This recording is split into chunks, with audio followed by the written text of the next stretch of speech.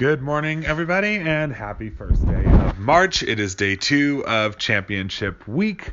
There are 5 conferences getting underway today. The Atlantic Sun men's tournament begins. The Big South women get underway in Charlotte. The Horizon League men and women get underway later tonight. Those games on campus sites, as are the Atlantic Sun's games, and the Patriot League men as well. They get underway with opening round games this evening. All 18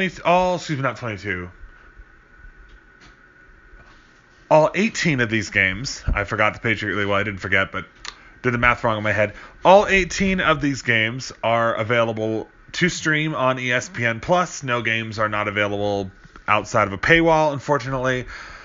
So let's get into it. Let's talk about it, because the Big South women get underway in just over an hour from the time of this recording. So I want to get underway and get talking about it quickly here. I'll go in alphabetical order on days when there are multiple conference tournaments, which is going to be every day until the end of Selection Sunday on March 13th. The way I'm going to do this is I will go in alphabetical order of the conferences that are playing that day, unless there is a championship game, in which case I will do the championship games first, again in alphabetical order, and then I will go through the remaining conferences and talk about them, because championship games obviously are the most important. That is when we have a ticket punched to the tournament. The first ones will be punched on Saturday at the Ohio Valley Conference, but until then, we're going to go just alphabetical order because there are no tickets punched before that. So let's get into it, starting with the Atlantic Sun men's tournament. This used to be an 8-team tournament. It's now 12. They have expanded significantly over the last couple of years. There are now 12 teams in this league. It's an interesting league. The team probably that's most famous out of the teams that are in this league is, of course, Florida Gulf Coast. For those who have watched college basketball for a while, you remember them probably as Dunk City from 2013, when they became the first 15 seed to reach the Sweet 16. That was a pretty incredible run that they went on. They've been to the tournament a couple of times since then, but they have not done anything near that remarkable since.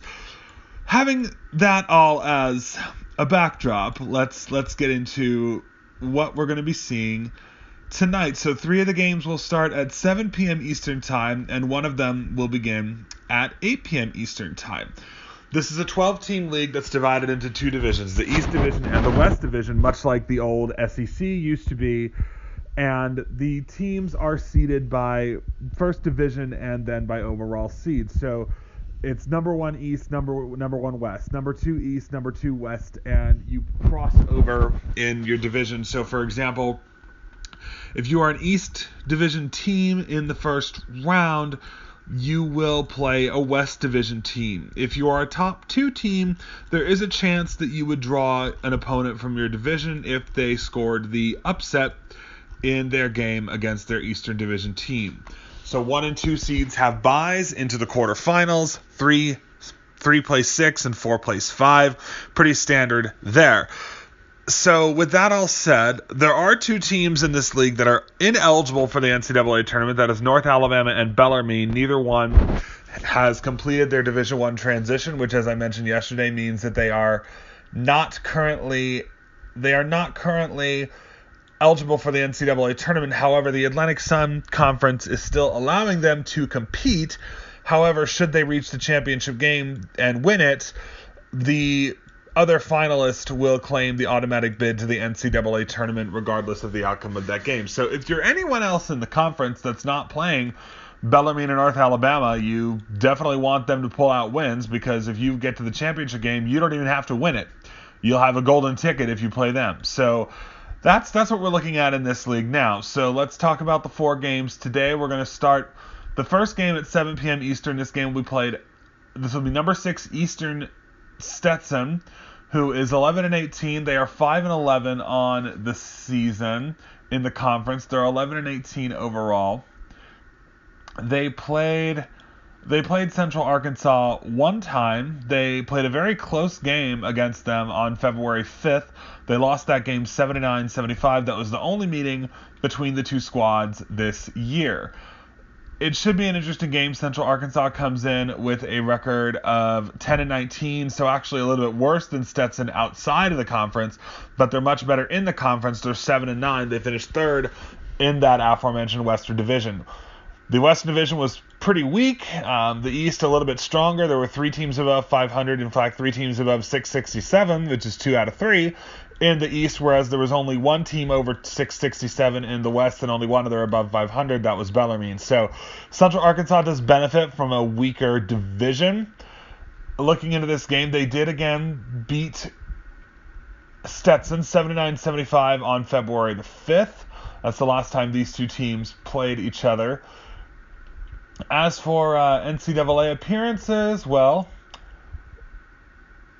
Central Arkansas has appeared once in 2005, but that was at the Division II level. They've never qualified for the NCAA tournament at the Division I level. And Stetson as well has never qualified for the NCAA tournament on the Division I level.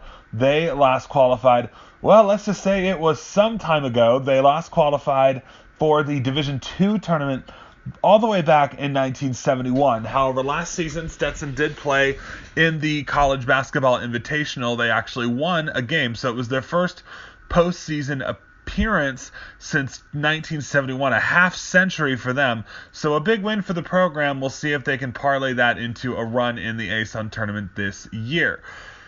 I'm gonna go on out on a limb. I'm gonna go with the upset here. I gotta pick some upsets. I'm gonna go with Stetson for a couple of reasons. I think, first of all, they played in a harder division, so their record might be a little bit deceiving. They played a really close game against Central Arkansas earlier in the year. And on top of that, again, they play in a much tougher division than does Central Arkansas. So they've played 2 games against like the Bellarmines and the other teams, and then the Jacksonville States, the Liberty, Jacksonville, Florida Gulf Coast. They played those teams twice. So that, I think, is going to get in the edge. I'm going to go Stetson with the upset. The winner of this game will play the 2 East seed Jacksonville, who was 11-5 and 19-9 overall. The second game, also at 7 Eastern time, will be the West. It's 5th in the West, Eastern Kentucky, against 4 in the East, Kennesaw State. Those are the 2 teams in that one. Much like the 2 teams I just talked about, Kennesaw State has never qualified for the NCAA tournament at the Division I level. They have qualified at the Division II level 3 times, last in 2005. They actually won the national championship in 2004 at the Division II level. So the Owls do have some championship experience, although no one currently on the roster, of course. But they do have a championship to their name, albeit again at the Division II level. Still a pretty big accomplishment to win a championship at that level. They are playing Eastern Kentucky. Eastern Kentucky, it's been a while since they've been in the tournament. They last made it in 2014. They lost to Kansas, but they gave them a really tough run for their money, 80-69. They've made 8 appearances in the tournament, but have yet to win a game in the NCAA tournament. Eastern Kentucky used to be in the Ohio Valley Conference. They're not here. Eastern Kentucky comes into this. They're 13-17 overall, 5-11 in the conference. Kennesaw State is 12-17, 7-9 overall. This should be a pretty evenly matched game between these 2 teams. Eastern Kentucky and Kennesaw State played earlier this year at Alumni Coliseum in Richmond, Kentucky. This game will be played in Kennesaw, Georgia. It was a really, really good game, too. Eastern Kentucky beat them 82-81 in triple overtime. So this should be a very tight match. It should be very interesting, and it should be exciting. It should be worth tuning into tonight. I'm gonna go with Kennesaw State to win the rematch at home. Eastern Kentucky barely eked it out on the at home in February, so I do think this time Kennesaw State will get the job done. The winner of this game will take on the 1 seed in the West, Jacksonville State, in the quarterfinals. They were 13-3 and 20-9 overall. They will play them on Thursday in the quarterfinals, the winner of this. Game number 3, also at 7 o'clock p.m. Eastern Time, you have the 6th seed Northern Alabama. They are number 6. They are 6th in the West, as I mentioned a bit, the weaker division West. So you can say they're probably, arguably, the worst team in the conference, but you just never know at this time of year, of course. And they will take on the 3 seed from the East, Florida Gulf Coast. They were 20-10. This is the one game on this on the ledger tonight in this conference that really does look like a mismatch.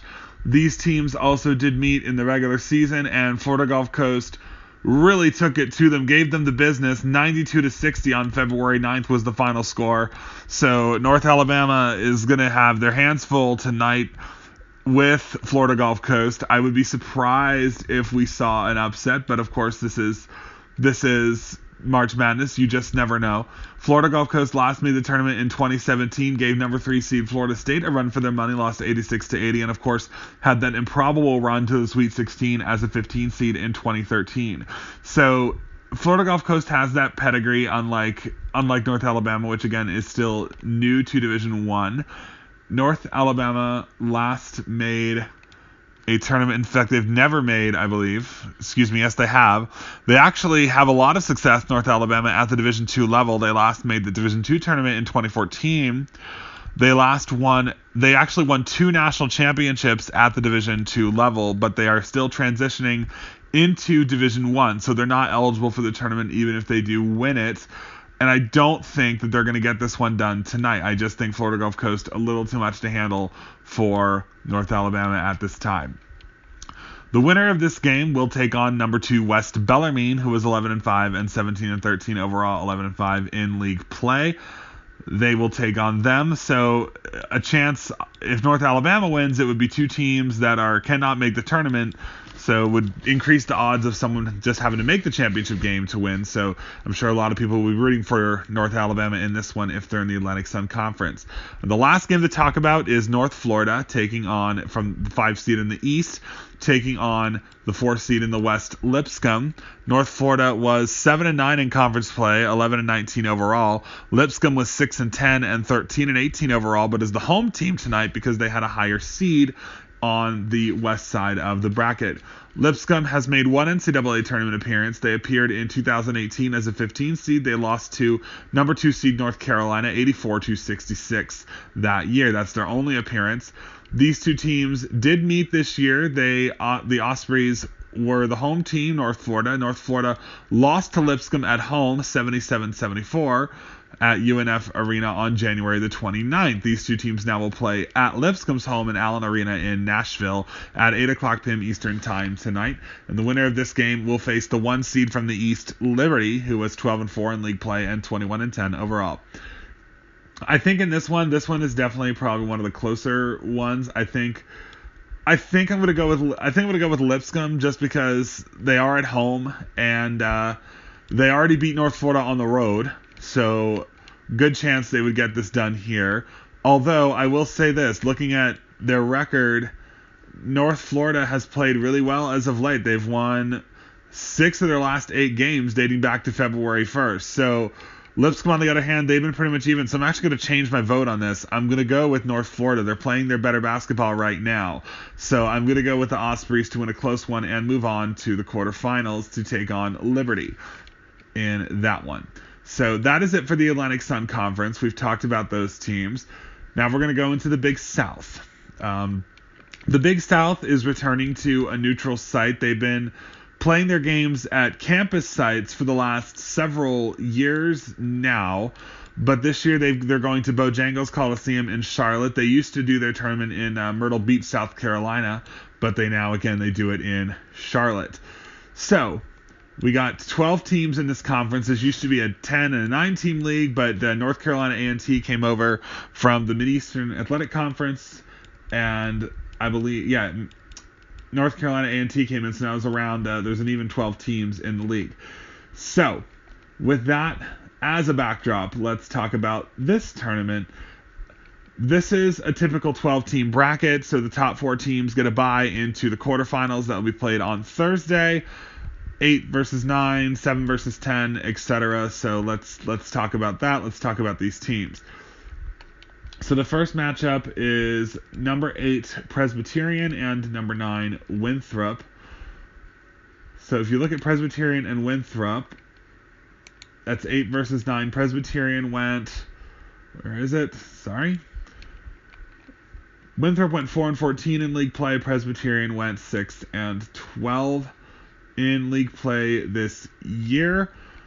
The teams, when they met in the regular season, Winthrop and Presbyterian met once, and it was Winthrop coming out on top 58-42 on February the 1st. That was at Winthrop. Today, Presbyterian is designated as the home team. The Blue Hose were the higher seed in the tournament. The Blue Hose have won 2 consecutive games in league play to close out the year, so they're playing pretty well right now. They're playing pretty good basketball. Winthrop, on the other hand, they're coming into this. They're 4-14 in league play. They did beat Presbyterian pretty handily, though, in the regular season. But, it is a new season. Winthrop has lost 4 of their last 5. Their only win over Radford earlier in February. So they have been struggling as of late. I'm going to go with Presbyterian. They're playing their better basketball right now. I do know that Winthrop beat them pretty handily, but that was all the way back on February 1st, and they are struggling right now. So I'm going to go with Presbyterian to get the win. They would play Campbell in Thursday's quarterfinals if that were to hold. So going into the next one, the 5 versus 12 matchup. This one's probably the most lopsided game of the whole thing at this point. Just looking at, first of all, we got High Point, the 5 seed. They're the defending champion of this conference. They won it last year for their first appearance in the NCAA tournament.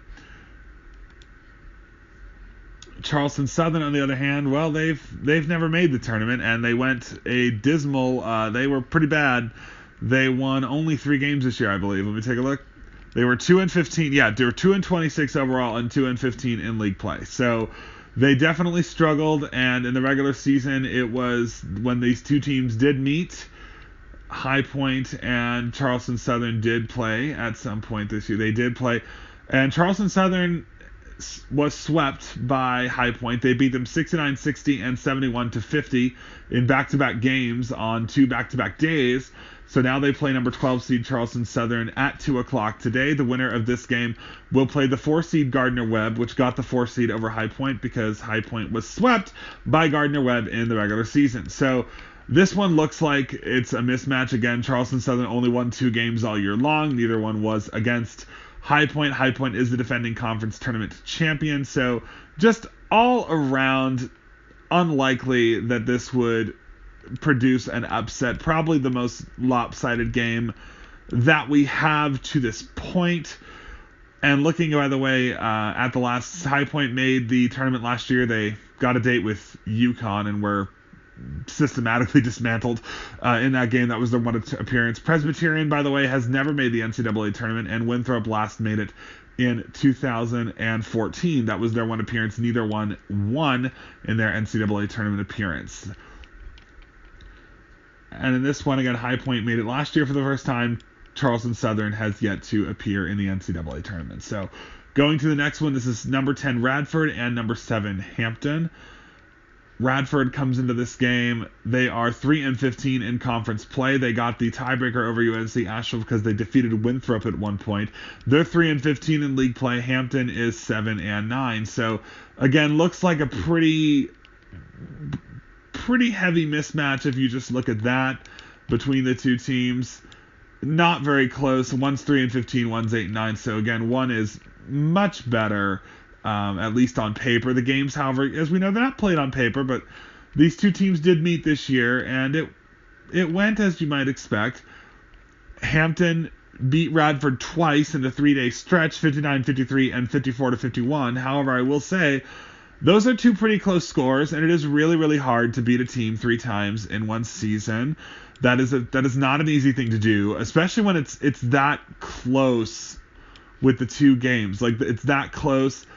I'm going to go on a limb here. I got to pick an upset somewhere. I'm going to say this is it. I'm going to go with Radford to get it because Hampton, again, barely squeaked by Radford the 2 times that they have played. And now here they are in the tournament. The winner of this game would play Longwood. Hampton and Radford have both made the NCAA tournament in the past. Hampton last made it,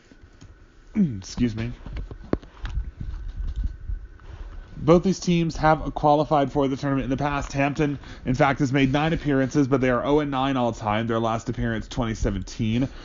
Radford has appeared 4 times. They appeared 3 straight times, 94-96, and appeared in 2019. Neither has ever won an NCAA tournament game, much like everyone else in this league. And then the last game is North Carolina A&T versus UNC Asheville. UNC Asheville is also 3-15 in league play. North Carolina A&T is 11-7 and is actually the defending MEAC champions from last year. They were in the MEAC until last year. They won it last year and made the NCAA tournament. Of course, they lost to number 1 seed NC State along the way. Against UNC Asheville, they did meet them one time, and they beat them 75-68 in Asheville. So the Bulldogs did play pretty admirably against the Aggies of NC A&T, but they did not pull it out. I think the Aggies will pull this one out. They're playing pretty good basketball. They've won 2 of their last 3. I think this one will go to the Aggies. I will go with them. They will play 3-seed USC Upstate, who's never made an NCAA tournament. North Carolina A&T has made it a couple of times, but has never been able to win in the NCAA tournament. They have made it 5 times. They are 0-5, but they have made it 3 times in the last 6 tournaments. So they definitely have some experience on their side that should definitely help them get through the Bulldogs. UNC Asheville also has made the tournament, but it has been a bit longer for them. They last appeared in 2017. They made it 3 times. They are 0-3. So that's it for the Big South today. That's it for that. Those games all on ESPN Plus, as are all of these games.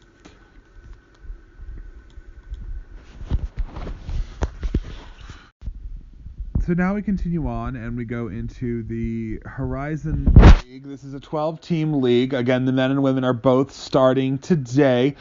This tournament is interesting in that the first 2 rounds are played at campus sites, and then the semifinals and finals are played several days later at Bankers Life Fieldhouse in Indianapolis. So this is an interesting league. There's always some upsets in this tournament. It's always an intriguing one to watch, both on the men's and the women's side. So taking a look at the men's bracket, we're going to start with the 6-11 game. And the thing that's interesting about this tournament that needs to be reminded of is that this is not a set bracket, unlike many in college basketball. This, much like the NEC, is a reseeding tournament. So the 12-5 game is really important because if the 5 seed wins, then they go to travel to the 4 seed. If the 12 seed wins, they play the 1, and then it all gets jumbled from there. So we'll start, though, with the 11-6 matchup. It will be Detroit Mercy and Green Bay. Detroit Mercy is the 6th seed. That game will be played at 7 p.m. Eastern Time between the Green Bay Phoenix again and Detroit Mercy. So Green Bay, they last made the NCAA tournament in 2016. That was their one appearance in the last 20-something years. They were throttled by Texas A&M in that one, 92-65. Their team this year, the Phoenix, are a mere 5-24. They are 4-16 in league play. However, interestingly enough, one of their victories was against Detroit Mercy, their opponent tonight. They beat them 70-63 on January 20th at the Resch Center in Wisconsin. So they did win at home. I will say this, though, just looking at them compared to Detroit Mercy, who comes in here, they are 13-14 and 10-7 in league play, and also playing a lot better basketball right now. They've won 3 of their last 4. Green Bay just on Saturday snapped an 11-game losing streak, and they beat the 12 seed IUPUI to do that. So it would be a surprise, I think, if Green Bay pulled this out. They really have been struggling for the last month or so, really all month of January and February. They have struggled mightily. Like I said, they do come into the tournament with some momentum. They got a win, but again, that was the worst team in the league. They lost 11 straight, and they weren't particularly close in any of them prior to that. So I do think it will be Detroit Mercy getting revenge for that early season defeat at the hands of the Green Bay Phoenix. Detroit Mercy is 7-4 since that game. They're looking a lot better than Green Bay is right now. They're 13-14. Green Bay's 5-24. There's a lot of things pointing to a Detroit Mercy victory. So I'm not going to spend too much time on this one. I'm going to go with Detroit Mercy over Green Bay to get that victory and move on to the quarterfinals. We don't know who they will play yet, of course, because this is a reseeding tournament. So we'll know that they will know their opponent at the end of the night.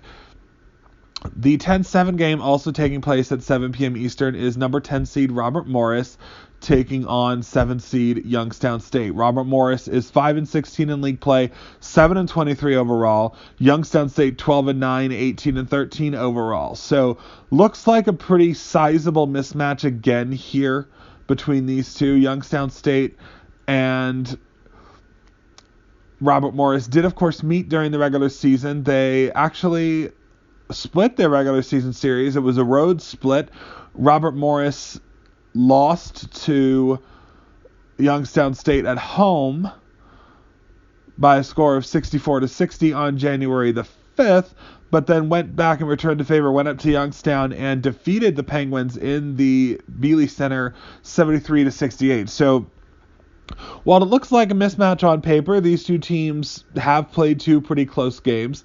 Having said that, I am going to go with Youngstown State to get it done. I just feel like they're due for this one. Both teams have been struggling, but Robert Morris a little bit more so than Youngstown State.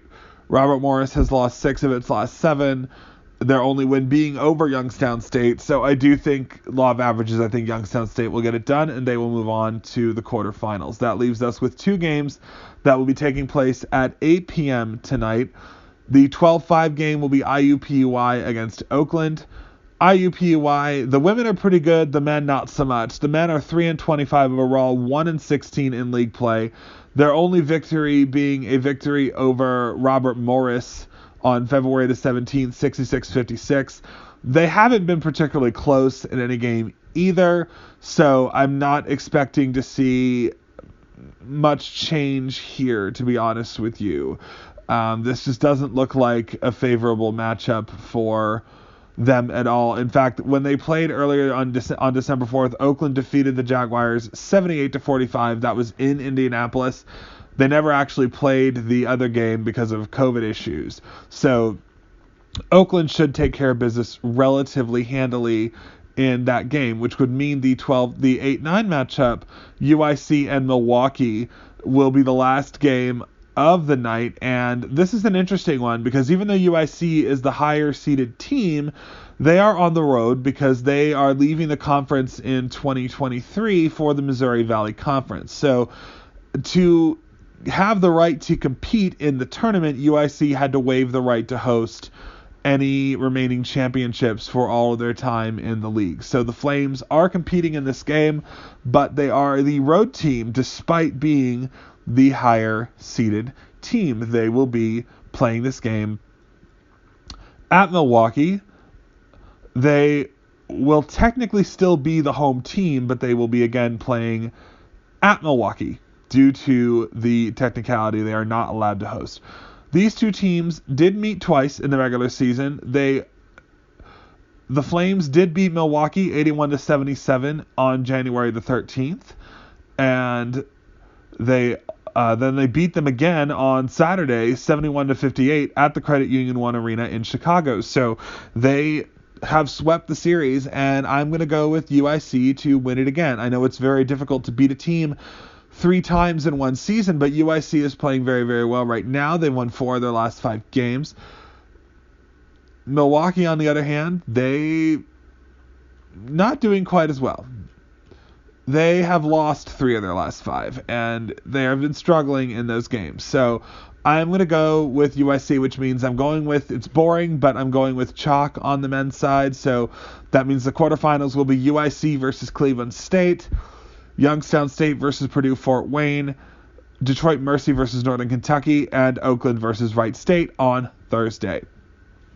Now for the women's side of things. The women's side of things, also interesting, and just like in the men's side, though, a very strong disparity between the top and the bottom teams in the league. The first game off the board tonight will be 5:30 p.m. All these games, again, are on ESPN+. 5:30 p.m. Eastern Time. You have defending conference champion Wright State who was the 10th seed this year, really went down the hill this year. They lost a lot of players to graduation, and they also lost their coach. They come into this game with a record of 4-22. They actually just played their opponent, Oakland, on Saturday, lost 51-40. They also played earlier this year and lost 62-51. So they lost both games by 11 points. And Wright State, again, they have been struggling all year. They're 4-22, disappointing after not only winning the conference tournament last year, but they had a pretty huge victory in the tournament last year. They beat 4-seed Arkansas, becoming one of the only 13 seeds to ever win a game in the NCAA tournament. So pretty impressive, I think, to say, but it doesn't look like we're going to have a repeat of that magic. They've made 3 appearances in the tournament, and again, last year they not only made it, but they beat Arkansas in the first round, which is a pretty shocking upset in the NCAA tournament. Nobody really saw that coming. They beat them 66-62 and then lost 64-39 in the second round to the 5-seed Missouri State. So they have one win in the NCAA tournament, but it would be unlikely to see them return there. But again, that's why they're going to play the games. You never know. Oakland, on the other hand, it's been a while for them since they have been in the dance. They have, however, qualified. They've qualified twice, 2010 and 2019. Neither time did they win a tournament game. Then at 7 o'clock Eastern Time, we have 2 games, 6-11 and 7-10. 5-12 and 8-9. I was looking at the wrong bracket for a moment there. So we'll start with the 12 versus 9 game. So Detroit Mercy will take on Northern Kentucky. Detroit Mercy is 1-28 on the year, 1-21 in conference play. And Northern Kentucky is 20-7 in the year and 14-6 in conference play. I really don't see any way that this doesn't turn out to be a blowout. They lost by 20 at home in January, and they lost 67-44 on Saturday. I don't think the Norse are going to have much difficulty with the Detroit Mercy Titans. It just doesn't look like a game that really has much chance. But, we're going to play the game. You don't know. But it does not look promising there. The 9-8 game is a lot more interesting to me. You got Purdue-Fort Wayne taking on Robert Morris. And Purdue-Fort Wayne last year was 1-21, but the Mastodons made a run of it in the Horizon League tournament. They didn't win a game, but they came really close. They were 9-20 this year and 7-14 in the conference. So even though they're still struggling, they're a lower-seeded team in this league. They definitely have proven that they are much improved from a year ago. They played Robert Morris twice, and they lost both times, 52-48 on the road, and they lost 60-48 on February 11th at home in Fort Wayne. This game being played in Moon Township at Robert Morris's UPMC Event Center. Robert Morris 13-14, 11-11 in conference. Both these Purdue-Fort Wayne has never made it to the NCAA tournament. Robert Morris has made it a couple of times, but they have not won. And they made it 6 times, but they are 0-6 their last appearance in 2019. I'm going to go with the upset here. This is the first upset I'm going to pick in the Horizon League at all on this first day. I'm going to go with the Mastodons. I liked what I saw from them in the tournament last year. The Mastodons, again, they're 9-20. They're much improved. They have struggled as of late. They have lost 5 of their last 6, but I just feel like it's really hard to beat a team 3 times in 1 year. Robert Morris isn't all that great, and so I think this is a good opportunity for Purdue-Fort Wayne. Robert Morris has actually won 4 of its last 6, so it's one of those where I'm going to say that because of all that, the signs point to Robert Morris winning, but I'm going to go with Purdue-Fort Wayne. There's got to be an upset somewhere around there. This is the one I'm going to go with. And the last one, at 8 p.m. Eastern, we have number 11 UIC taking on number 6 Milwaukee. This game also being held in Milwaukee, just like the other one is, because UIC cannot host a tournament game. So we have Milwaukee at 8 p.m. Eastern Time hosting UIC. The UIC women are a lot worse than the men. The women are 2-24, 1-20 in league play.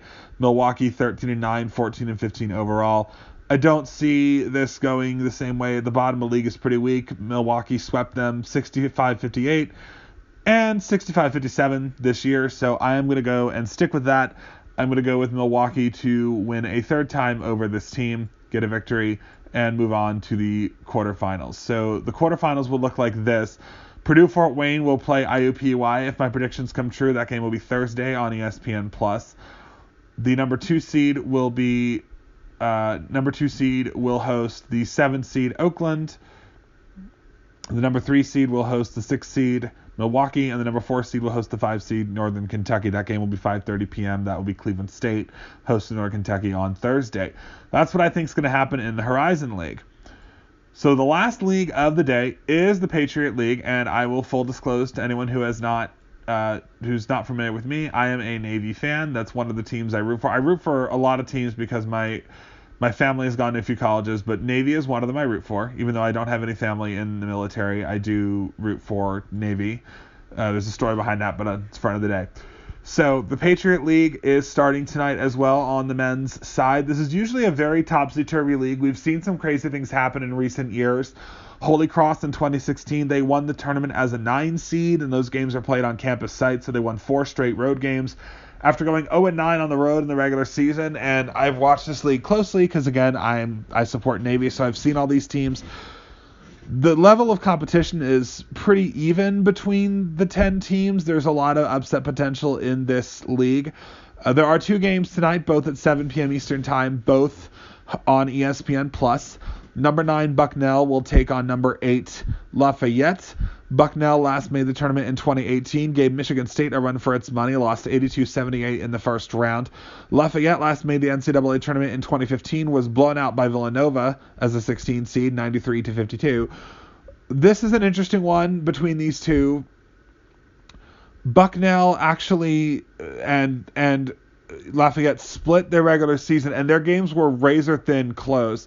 Bucknell beat Lafayette 92-89 on February 19th in Lewisburg. Lafayette took care of business at their home center in Easton on February 5th, 74-72. So 2 really, really nip and tuck close games. Both of them went to overtime, so it was a really tight game between both. This should be another very tight game. It should be a lot of fun. The winner of this game will play the top seed Colgate on Thursday night at 7 p.m. This is a really tough one. Both these teams are pretty evenly matched. Bucknell comes into this. They're 5-13 in league play. Lafayette was 7-11 in league play, so they're a little bit better. But for the most part, it's a pretty even matchup. Bucknell a little bit worse. They're a little worse, but really, again, they played really close games. Bucknell sits there. They were I think 7-22 or something along that line. So they were pretty evenly matched. Again, the teams, they were 8-22, and Lafayette was 10-19 and 7-11. Well, Bucknell was 5-13. So, and those two games played tell it all. Really, really close. Should be very interesting. I'm gonna go with the Leopards by a very thin margin. The Leopards have lost 3 of their last 4. Bucknell actually finished their season on a high note. They won on Saturday, which was the last game of the regular season. But I'm going to go with Lafayette here. I think Lafayette just a little bit better. Bucknell has won 2 of their last 3, so they're coming in playing a lot better than they've been all year long. But I'm going to go with Lafayette. I think Lafayette, the home advantage, they'll take care of it by a slim margin. It should be a very close game. The winner of this game will have their hands full against Colgate later in the year. And later on Thursday. So the other matchup, this is number 10 seed American, who comes in 5-13 on the year. Holy Cross comes in 7-11 on the conference, 9-21. American is also 9-21, but they're only 5-13 in conference play. However, what should be noted about this is that American, 2 of their 5 conference wins were against Holy Cross. And they were pretty convincing wins at that. American beat Holy Cross in Washington, D.C. 67-49 on January 26th. And then they came up to the Hart Center and beat the Crusaders again, 60-54 on Valentine's Day. So heartbreaker for Holy Cross on Valentine's Day. They are 0-2 against this team, and now they're going to get a third crack at them. And like I've talked about before, it's really hard to beat a team 3 times in one season. So I am going to go with Holy Cross by 4 or 5. It's going to be close. So this first round will go to chalk. The winner of this game will play Navy in the quarterfinals on Thursday from Annapolis, so not going to be impartial on that one. So we will see what happens with that. But I am going to go with Holy Cross to avenge those 2 regular season losses. Holy Cross last made the tournament in 2016 when they went on that improbable run. They won against Southern in the first 4, 59-55, but lost to Oregon 91-52 in the first round. Holy Cross, the most successful Patriot League team in terms of history. Holy Cross won the 1947 National Championship. They are the only Patriot League team with a championship. So with that all said, that wraps up my preview for day 2 of March Madness Championship Week. Let's see what happens. Let's enjoy.